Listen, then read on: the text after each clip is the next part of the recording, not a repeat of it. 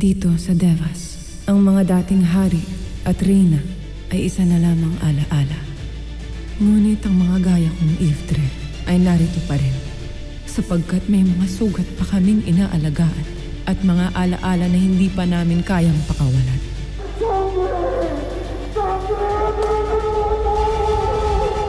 Nandito na ako! Ito may hinahanap mo? Nakalungan sangre! Tapos ka ngayon, sangre!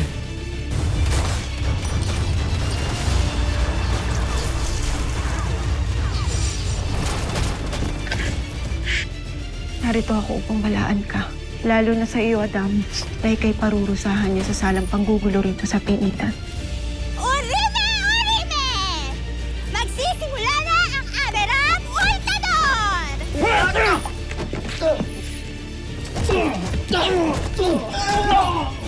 Hindi ko matatanggap ang pagkatalo mula sa isang alipin.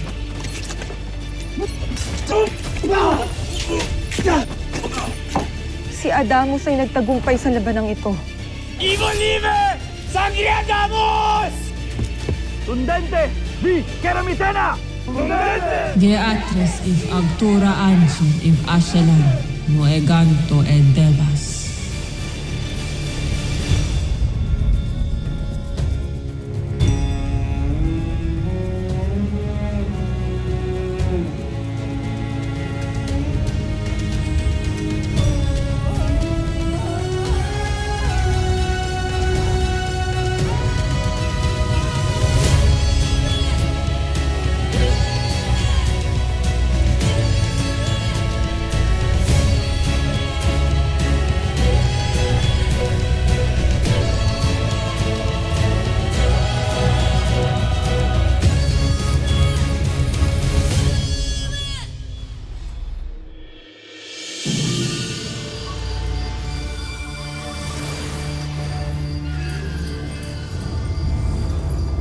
Hindi laging tuwid ang daloy ng panahon sa Devas.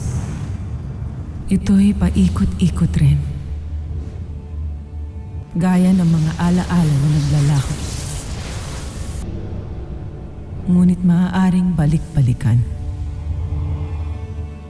Bago maganap ang pananakop ni Mitena, bago mga matay ang lahat ng mga engkantadong mahalaga sa akin, ay may hiningi ng alay na nakita ni Cassiopeia sa kanyang mga mata.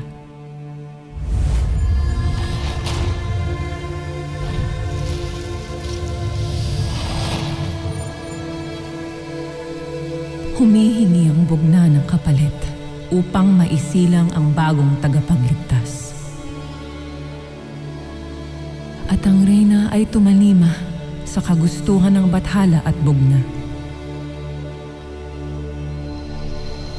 Ito'y tungkulin na kailangan nilang gawin. Isakripisyo ang dalawa para sa kaligtasan ng mas nakakarami.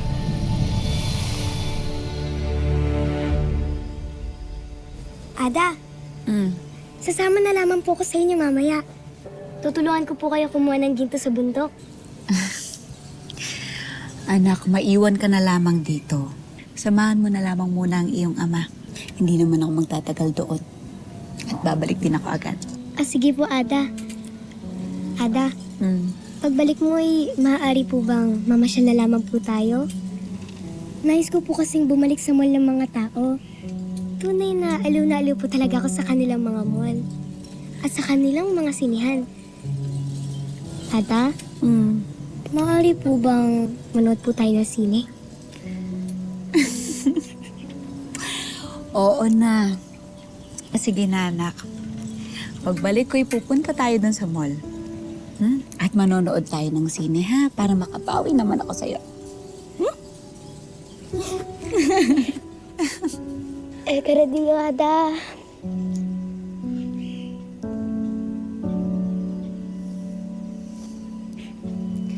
Corradillo. Gaya. Walang kamalay-malay ang aking kapatid sa nalalapit na kamatayan noon ng kanyang asawa at pinakamamahal na anak.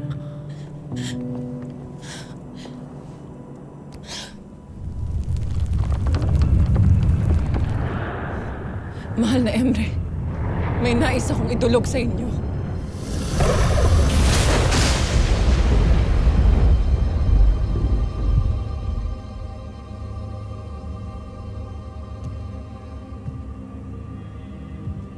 Kailangan maganap ang naktakdaan yan.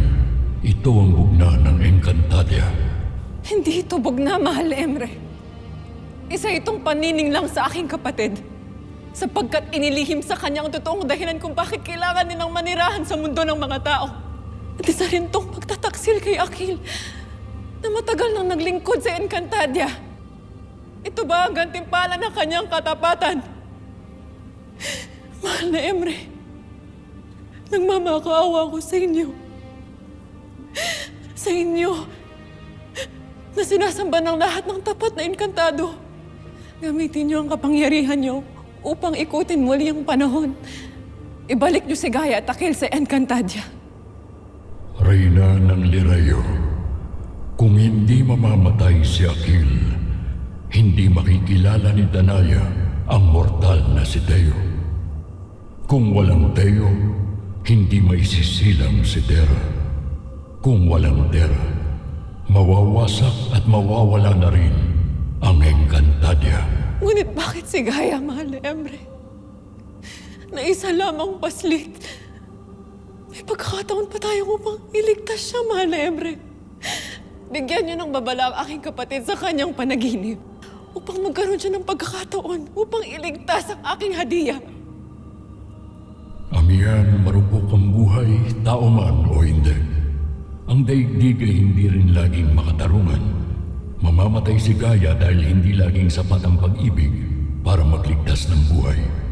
Ang kaibahan lamang, may saysay ang kanyang kamatayan. Ano ang saysay nito, Mahal na Emre? Ang pagkamatay ng anak ay bangungot ng bawat ina. Ngunit mula sa bangungot na iyon, matututo si Danaya ng habag. Matagal nang mahabagi ng aking kapatid. Anong habag bang kailangan niyang matutunan? Paumanhin, Mahal na Emre. Ngunit hindi na kailangan ni Danaya ang aral na ito. Ito'y aral din para sa lahat ng mga nabubuhay at gaya mong hindi. Lalo't nakatakda na ang pananakot ni Mitena. Kung ganon, si Mitena na lamang ang wasakin niyo. Dagundungin mo ng apoy at kidlat ang kanyang iftre. Kung kaya niyong isakripisyo ang aking mga kadugo para sa balansing sinasabi niyo, bakit hindi na lang si Mitena? Ang inyong mga ninuno ang humubog sa kanyang galit, Amihan. Itinanim ni Memen ang mga tinik na sumugat sa puso ni Mitena. Ngayon, hinihiling mong sunugin ko ang hardin na tiniligan ng sarili ninyong dugo. Isa po ba itong parusa sa mga kasalanan ng aming ninunong mga Encantado na si Memen at Ornia? Hindi parusa kundi ang bunga.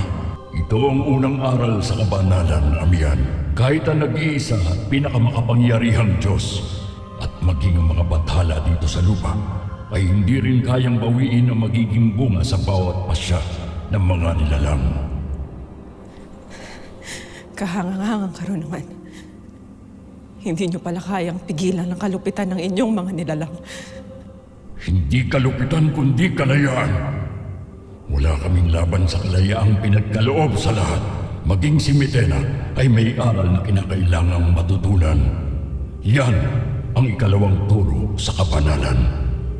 Ang pagpapahalaga sa napakabigat na karapatan ng lahat ng mga nilalang sa kanilang kasarinlan.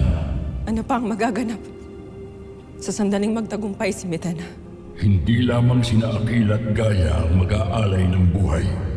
Kaya't ihanda mo ang iyong puso, Amihan. Hindi pa tapos ang mga panaghoy at pagdurusa. Naganap nga ang itinakda. Namatay sina Akil at Gaia sa kamay ng mga tao.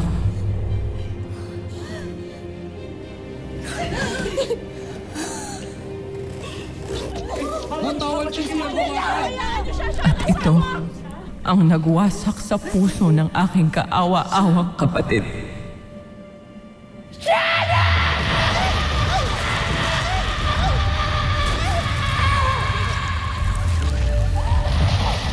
Na siya ring dumurog sa akin lalo na't ang pagdating ng maiftre ng mga namayapa. Ang siya na yatang pinakamalungkot na pangyayari sa Devas. Ado, nasan tayo? Bakit ang lamig dito? Narito na kayo sa Devas, Gaia.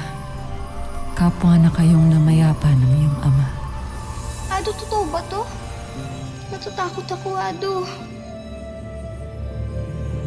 Mahal na Emre! Emre! Mahal na Emre, aming bathala! Emre, naririnig mo ba ako? May halaga pa ba sa'yo ang mga gaya kong namayapa na walang dahilan?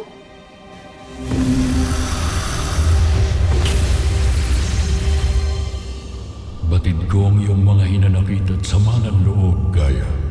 Emre? Ikaw nga marahil siya.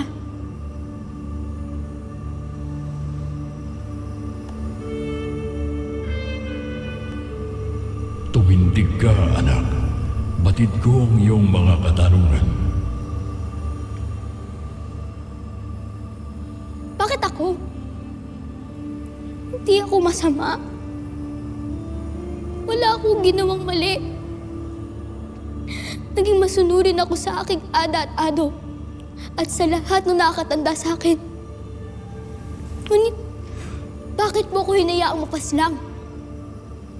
Para sa isang kapatid na hindi ko na makikilala pa? Kami po ba ni Ado ay tunay na sakripisyo lamang? Hindi ka sakripisyo, Gaia.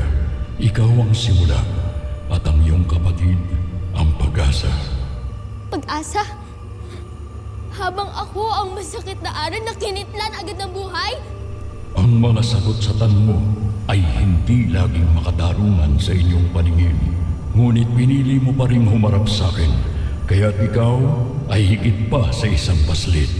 Kung gano'n, ay hayaan ninyo akong humiling, mahal na Emre.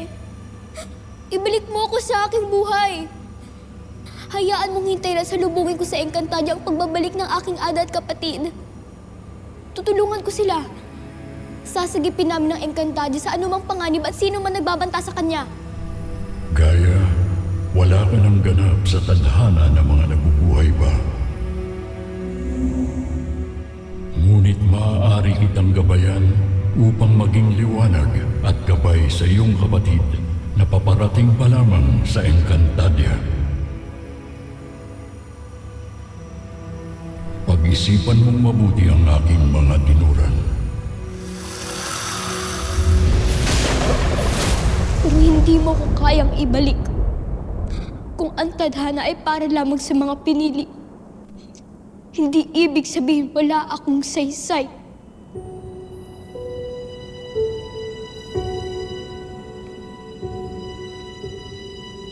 Ako ang lilikha ng sarili kong tadhana. Si Gaia ay isang iftre na hindi pa buo, ngunit niyakap na agad ng kamatayan. Hindi na nagkaroon pa ng pagkakataong lumago. Habang ako'y nabigyan ng lahat ng iyon, isinilang ako na isang diwaning tagapagtanggol. Sangreng inatasang mag-ingat sa isa sa 4 na banal na brilyante. Hinirang bilang reyna at sa pagpala ng bathala, naging ina sa pamamagitan ng panaginip. Kung saan una kong nakilala ang enkantadong bukod tangi kong minahal. Nawala akong kamalay-malay noon na iniibig rin pala ng aking kapatid. Si Alena, ang aking pinakamalalim na dalamhati, ang pinakamabigat kong pagsisisi. Gaano nga ba kalupit ang naging kapalaran naming magkapatid? Ngunit si Alena ay tila bataluman rin ang pag-ibig, kaya siya'y nagparaya. Nilimot ang sariling damdamin, alang-alang sa aming kapatiran. Ang aming sanggol ni Ibrahim ay isinilang sa gitna ng digmaan at mga lihim. Ngunit agad ring inagaw sa aking bisig. Pinalitan ni Perena noong panahong siya ay puspus pa ng galit at dilim ng sarili niyang anak na inakala kong akin. Upang balang araw, ang anak niyang si Mira ang akuin kong tagapagmana ng trono, at sa lahat ng ito, si Ibrahim ay naroon. Isa siyang pag-ibig na sinikap kong pigilan upang huwag kong masaktan ang aking kapatid. Ngunit pag-ibig na tahimik na lumago sa pagitan ng mga lihim na titig at katahimikan. Pag-ibig na sinubok ng tadhana at ng mga digmaan. Pagmamahal na hindi naging madali, ngunit kailan may hindi rin sinukuan.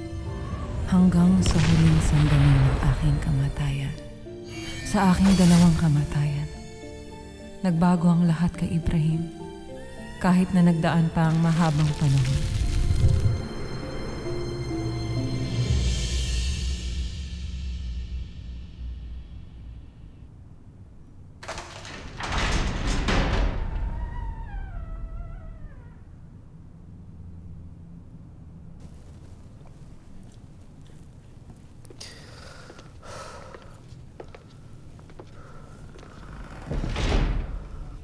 Mahal na Rama, Bakit napakadilim? Mga kawal, buksan ang mga kandelabra. Ayoko ng liwanag. Binubulag lamang ako nito. Nababahala na ang iyong konseho. Lumipas na ang maraming panahon, ngunit wala ka pa rin tagapagmana. Tungkulin mong bigyan ng bagong usbong ang Sapiro. Meron na akong anak! Siya ay binigay sa akin ni Amiya. Bilang isang alaala. Subalit si Liray isinilang para sa Lireyo. Ngunit, tinanggihan niya ang trono ng mga diwata. Isinuko niya ang kanyang karapatan at kapangyarihan.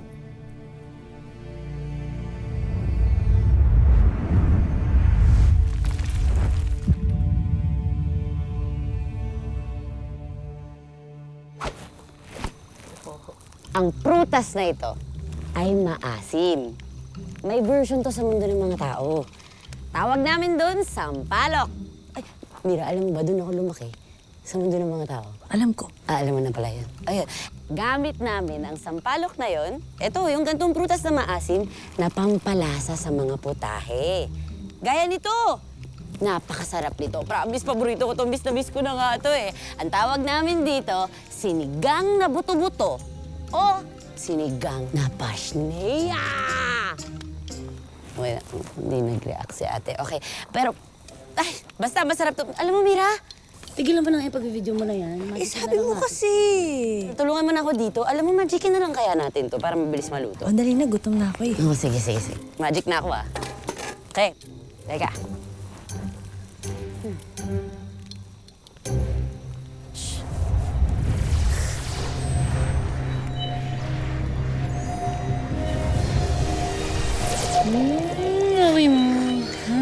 Bango. Ay, ayan na. O, di ba? Ang bilis maluto. Okay na to. Let's eat. Akin na, kain na tayo. Let's eat. Let's eat. Let's eat? Ano yun? Salitang English yun. English sa mundo ng mga tao. Ano yun? It's like a language. Marami yun. Iba-ibang klase sa mundo ng... Gutom na kayo, di ba? Kain na lang tayo. Ibig sabihin kasi nun, kain na po tayo. Kain na tayo. Sige na. Kain na. Masarap to, promise. Maraming salamat, mahabaging Emre. Ba't ka nagpapasalamat kay Emre? Dapat sa Diyos ka nagpapasalamat. Alam mo ba, mas makapangyarihan yung Diyos na kilala ko kay Emre. Kanin. Yung Diyos na kilala ko, dun sa mundo ng mga tao ko yung nakilala eh. Diyos ng mga Kristiyano yun at hindi. Nag-iisang kataas-taasan at nag-iisang Diyos. Yung Emreng kilala mo, walang-wala yan. Paumanhin, Diwani. Ngunit bawi mo ang karapastangan kay Emre. Kung gustong pumabuhay dito sa aming lupain. Lira. Poltre sa sinabi ni Lira. Ginonaas ka, no? Hindi hangarin ni Lira na alipustahin si Emre. Poltre. Warka. mo na kailangan sabihin sa kanila yun eh. Mamaya tayo pa yung maging sahog dyan sa sinigang mo. Pero totoo naman yung sinasabi ko, Mira. Alam mo yun ba? Di naman ako nagsisinungaling eh. Alam ko. Pero hindi ito yung tamang panahon at lugar. Peace at pakikipagkaibigan ang hangad namin. Kaya, kumain na lang tayo, no? Para masaya tayo. Wala nang issue-issue. Okay? Oh, sa'yo yung pinakamalaki. Promise, masarap to. Oh, sa'yo yung buto na to, oh. Busin mo to, ha? Wag ito. Nagustuhan niyo ba? Oh. Oh, kain na. Tikman mo, masarap yan. Ayan. Gusto niyo pa? Akin na. Gusto mo isa pa? Akin na. Meron pa. Mira, gusto mo? Meron pa. Sige lang. Kasi, unahin mo muna sila. Ikaw naman, huwag ka ng pikon. Okay na, wala nang galit. Kasi, everybody happy. Ay, yung sa'yo. Okay na. Ikaw, gusto mo?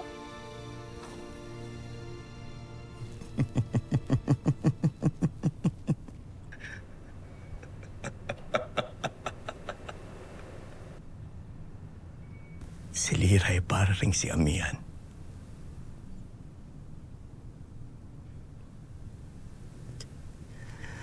Wala silang pinag-iba ng kanyang ina. Hindi sila kailanman mahahawakan. Meron silang sariling paghawi ng kanilang landas. Hindi natin kailangan ang diwaning umahawi sa sariling daan, kundi isang tagapagmana na tapat na susunod sa kanyang tungkulin. Kailangan ng sapirong anak na kikilalanin ito. Rehab, yan ang iyong pamanang iiwan sa lahat ng iyong nasasakupan. Binawi sa akin ang batalang aking kaligayahan. Kung payatayaan natin siya, ang pumili kung sino ang babaeng magdadala ng pag-asa para sa Sapiro.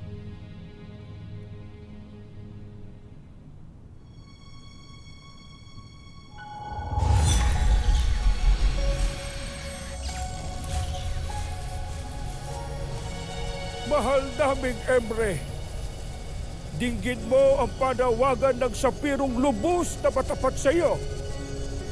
Ipadala mo ngayon din ang iyong basbas at pagpapala.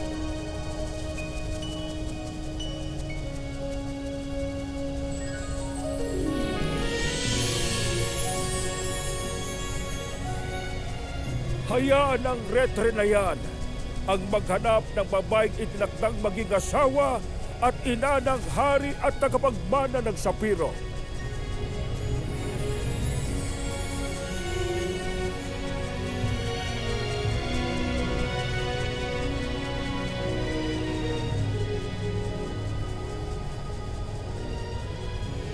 Ang diwatang una niyang inibig. Ang dalawang engkantadong pinakamamahal ko, naging isang muli. At mula sa kanila ay umusbong muli ang pag-asa. Isa siyang diwaning taglay ang yumi at puso ng kanyang ina. At ang kagitingan at tapang ng ama. Nang isinilang si Armea, nilisan ni Alena ang trono ng Lireo.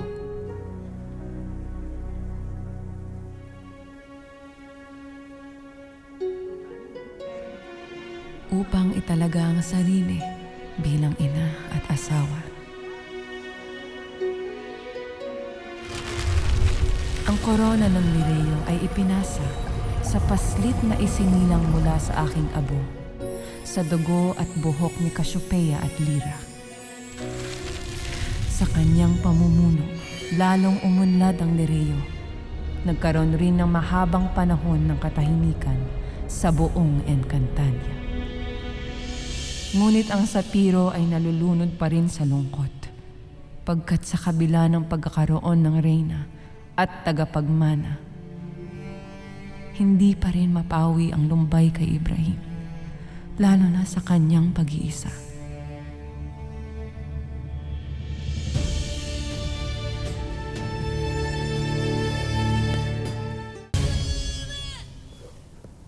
Sumusuko na po. Pagod na akong magpanggap.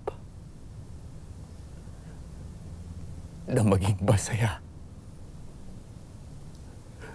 Lalo pat wala na dito ang tunay kong ligaya.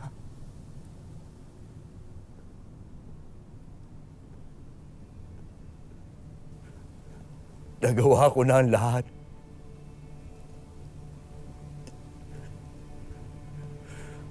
Lumaban ako ng mabuting pakikipaglaban. Namuno ako ng aking kaharian.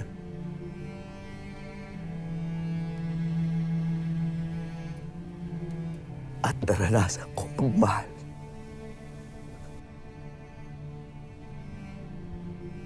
Ngunit naranasan ko rin maiwan ang aking mga anak. Si Lira, si Armea, at kaya ni Elena na tunay na nagmahal sa akin.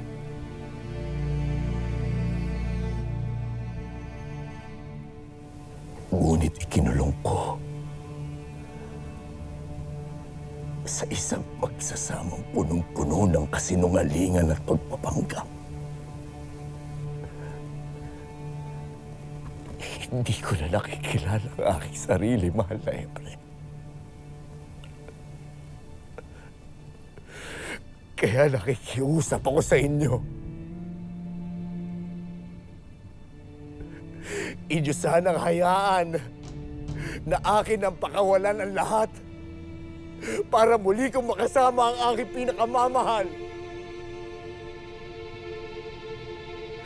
Hayaan mo ko nang sa dulo makamtan ko ang kapayapaan na aking inaasam.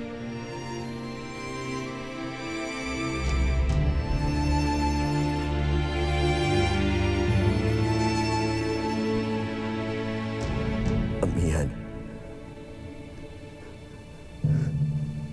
handa na ako.